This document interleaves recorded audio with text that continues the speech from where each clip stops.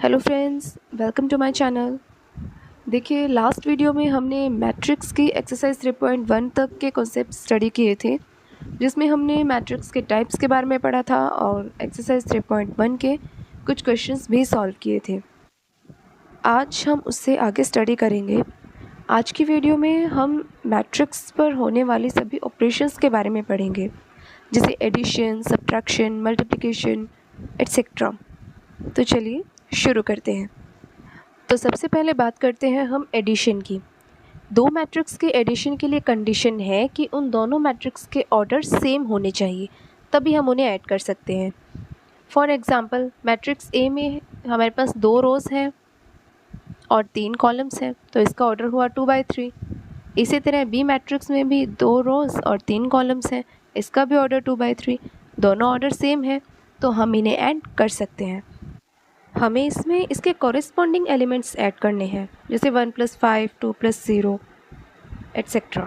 इसी तरह देखिए, हमारे पास एक और मैट्रिक्स है ए, जिसमें हमारा ऑर्डर है 2/2 और बी मैट्रिक्स का ऑर्डर है 2/3। अब देखिए, इनके ऑर्डर सेम नहीं है, तो ये ऐड नहीं हो सकते। इसे हम कहेंगे a + b is not defined. अब बात आती है प्रॉपर्टीज़ की। पहली प्रॉपर्टी है कॉम्यूटेटिव लॉ। 2 मैट्रिक्स हैं, उन्हें आप किसी भी ऑर्डर में ऐड कीजिए, कोई प्रॉब्लम नहीं है। सेकंड है एसोसिएटिव लॉ। 3 मैट्रिक्स में से किन्हीं भी 2 को पहले ऐड कर सकते हैं और तीसरे को बाद में, एक ही बात है। Next is existence of additive identity, यानी कि वो मैट्रिक्स जिसे हम मैट्रिक्स ए में ऐड कर देते हैं तो हमें वापस हमारी मैट्रिक्स ए ही मिल जाएगी। लाइक ज़ीरो मैट्रिक्स, ए मैट्रिक्स में ज़ीरो मैट्रिक्स ऐड करेंगे तो हमें ए मैट्रिक्स ही मिलेगी ना। तो यहाँ पे ज़ीरो मैट्रिक्स है एडिटिव आइडेंटिटी। ओके, इसी तरह हमारे पास है एडिटिव इन्वर्स, यानी कि वो मैट्रिक्स जिसे मैट्रिक्स ए में ऐड करने पर हमें ज़ीरो मैट्रिक्स मिलती है। अभी ए मैट्रिक्स में -a ऐड कर देंगे तो हमें ज़ीरो मैट्रिक्स मिलेगी, तो यहाँ पर -a है एडिटिव इन्वर्स। इट मीन्स हमारे पास कोई मैट्रिक्स ए है, उसमें हम कोई मैट्रिक्स बी ऐड कर रहे हैं, तो अगर हमें हमारी मैट्रिक्स ए वापस मिल रही है तो हमारी बी मैट्रिक्स होगी एडिटिव आइडेंटिटी, और अगर हमें बी ऐड करने पर ज़ीरो मैट्रिक्स मिल रही है तो बी होगी एडिटिव इन्वर्स। ओके, अब हम बात करते हैं स्केलर मल्टीप्लिकेशन की। देखिए, स्केलर मल्टीप्लिकेशन में क्या है, कोई भी मैट्रिक्स ए है, उसे हम किसी भी स्केलर क्वांटिटी से मल्टीप्लाई कर रहे हैं। फॉर एग्ज़ाम्पल, हमारे पास मैट्रिक्स ए है 1 2 3 4, ये हमारी मैट्रिक्स है, हमें इसे 2 से मल्टीप्लाई करना है। तो ये जो 2 है, इसका सभी एलिमेंट से मल्टीप्लाई होगा। 2 स्केलर क्वांटिटी है ना, तो इस स्केलर क्वांटिटी का सभी एलिमेंट से मल्टीप्लाई होगा, लाइक 2 × 1, 2 × 2, 2 × 3 एंड 2 × 4। तो जो आंसर होगा वो होगा हमारा 2a। अब हम बात करते हैं स्केलर मल्टीप्लिकेशन की प्रॉपर्टीज़ के बारे में। देखिए, फर्स्ट प्रॉपर्टी, हमारे पास 2 मैट्रिक्स हैं a और b। अगर हम दोनों मैट्रिक्स को पहले ऐड करें और उसके बाद किसी स्केलर क्वांटिटी k से मल्टीप्लाई करें, या फिर दोनों मैट्रिक्स को अलग अलग पहले k से मल्टीप्लाई करें और उसके बाद उन्हें ऐड करें, इट विल बी सेम। इसी तरह 2 स्केलर क्वांटिटीज़ हैं k और l, उन्हें पहले ऐड करके a से मल्टीप्लाई करें या अलग अलग मल्टीप्लाई करके फिर ऐड करें, तो भी आंसर में कोई इफ़ेक्ट नहीं होगा, कोई डिफरेंस नहीं होगा। थर्ड प्रॉपर्टी, ये सेम है। ओके, चलिए आगे बढ़ते हैं हम। अब हम बात करते हैं डिफरेंस ऑफ मैट्रिक्स। इसकी भी सेम कंडीशन है जो एडिशन की थी, कि 2 मैट्रिक्स का डिफरेंस तभी होगा जब उनका ऑर्डर सेम हो। ए मैट्रिक्स का ऑर्डर 2/3, बी का भी 2/3, दोनों ऑर्डर सेम है, तो हम इनका डिफरेंस कर सकते हैं। इसी तरह 2 मैट्रिक्स हैं जिनका ऑर्डर सेम नहीं है, 2/2 और 2/3, तो यहाँ पर a - b डिफाइन नहीं होगा। ऑर्डर सेम होना चाहिए ऐड और सब्ट्रैक्ट करने के लिए, और ये होगा कॉरेस्पॉन्डिंग एलिमेंट्स में ही। हम सिर्फ कॉरेस्पॉन्डिंग एलिमेंट्स को ही ऐड कर सकते हैं या सब्ट्रैक्ट कर सकते हैं, लाइक 1 - 3, 2 - -1, 3 - 3, इसी तरह। और हमें हमारा आंसर मिल जाएगा। ओके, और अगर a माइनस बी हम फाइंड आउट नहीं कर पा रहे तो उसे हम कहेंगे a minus B is not defined. चलिए अब आगे बढ़ते हैं। अब हम बात करते हैं नेगेटिव ऑफ अ मैट्रिक्स के बारे में, जिसे डिनोट किया जाता है -a से।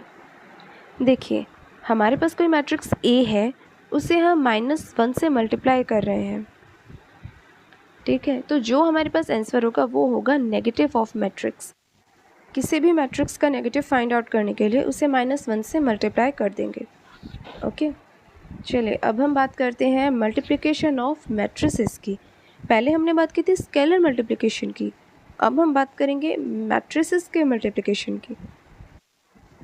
हमारे पास दो मैट्रिक्स हैं ए और बी, तो उनके मल्टीप्लिकेशन के लिए एक कंडीशन है और वो ये है कि मैट्रिक्स ए में number of columns matrix B में नंबर ऑफ रोज़ के इक्वल होनी चाहिए, तब भी हम उनका मल्टीप्लिकेशन कर सकते हैं। फॉर एग्ज़ाम्पल देखिए, जैसे ए का ऑर्डर है m1 n1, बी का ऑर्डर है m2 क्रॉस n2। m क्या है, नंबर ऑफ रोज़, और n है नंबर ऑफ कॉलम्स। ए के नंबर ऑफ कॉलम्स यानी n1, बी के नंबर ऑफ रोज़ यानी m2, ये इक्वल होने चाहिए। ओके, तब भी हम इनका मल्टीप्लाई कर सकते हैं। और जो हमारे मल्टीप्लिकेशन के बाद मैट्रिक्स होगी ए बी, उसका ऑर्डर क्या होगा, m1 क्रॉस n2। ये हमें हमेशा याद रखना है। अब हम इसे एक एग्जांपल से देखते हैं। हमारे पास मैट्रिक्स ए और बी है। ए का ऑर्डर है 2/2 और बी का ऑर्डर है 2/3। ए के नंबर ऑफ कॉलम्स और बी के नंबर ऑफ रोज़ सेम है, तो हम इनका मल्टीप्लाई कर सकते हैं। तब इनका मल्टीप्लाई करेंगे कैसे, चलिए देखते हैं। पहले फर्स्ट मैट्रिक्स की फर्स्ट रो का सेकंड मैट्रिक्स के फर्स्ट कॉलम से, फिर सेकंड और थर्ड कॉलम से, ठीक है। इसी तरह सेकंड रो का भी फर्स्ट, सेकंड और थर्ड कॉलम से। अभी फर्स्ट रो का फर्स्ट कॉलम से करें ना, तो कॉरेस्पॉन्डिंग एलिमेंट्स का होगा, यानी 1 मल्टीप्लाई बाय 1, फिर प्लस, फिर 2 मल्टीप्लाई बाय 2। इसी तरह 1 multiply 2 plus 2 multiply 0, 1 multiply 3 plus 2 multiply 1। Second row और तीनों कॉलम्स के साथ 3 multiply 1 plus 4 multiply 2, 3 multiply 2 plus 4 multiply 0, 3 multiply 3 plus 4 multiply 1। और इसी तरह आगे हम इसे सॉल्व कर लेंगे, तो ये हमारी मैट्रिक्स आ जाएगी ए बी। अभी ए बी तो डिफाइंड है, पर ये ज़रूरी नहीं है कि बी ए बी डिफाइंड हो, क्योंकि हमें कंडीशन जो है ना वो हमारी फॉलो होनी चाहिए। ये कंपलसरी नहीं है कि ए बी और बी ए इक्वल होंगे। अभी जैसे यहाँ पर है, अगर हम बी को पहले ले लेते हैं तो बी के कॉलम 3 है और ए के रो 2, ये इक्वल नहीं है, तो इसलिए बी ए जो है वो डिफाइंड नहीं है, लेकिन ए बी तो डिफाइंड है। अब हम ये देखते हैं कि ए बी और बी ए इक्वल हो, ये भी ज़रूरी नहीं है। देखिए फॉर एग्ज़ाम्पल हमने यहाँ दो मैट्रिक्स ली हैं ए और बी, और दोनों के ऑर्डर भी सेम है, यानी कि नंबर ऑफ़ कॉलम्स और नंबर ऑफ़ रोज सेम होंगी। तो हमने ए बी और बी ए दोनों फाइंड आउट किए हैं कि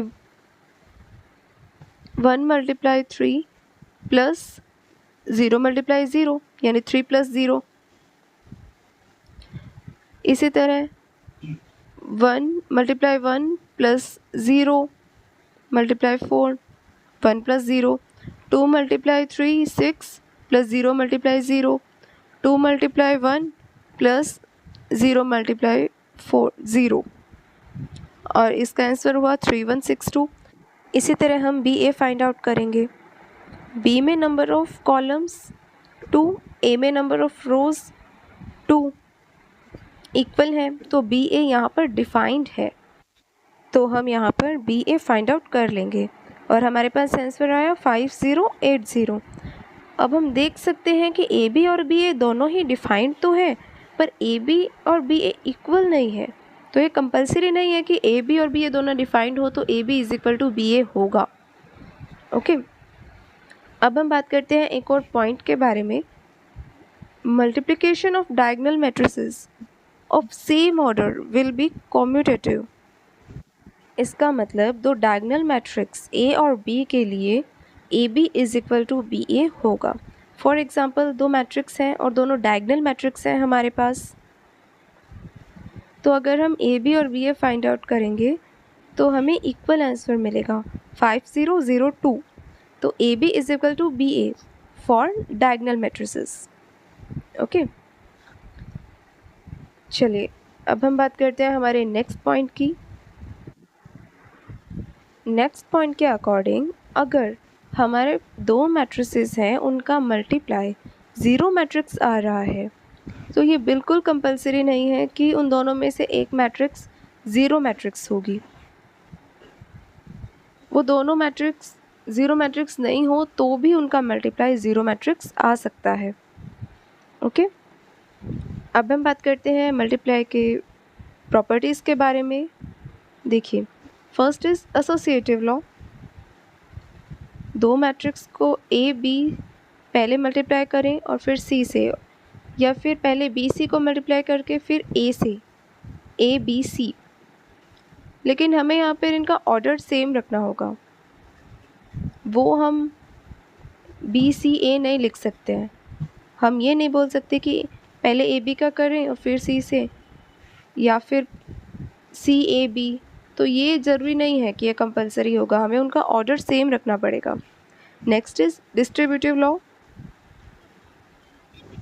ए B plus C is equal to A B plus A C. इसी तरह A plus B C is equal to A C plus B C.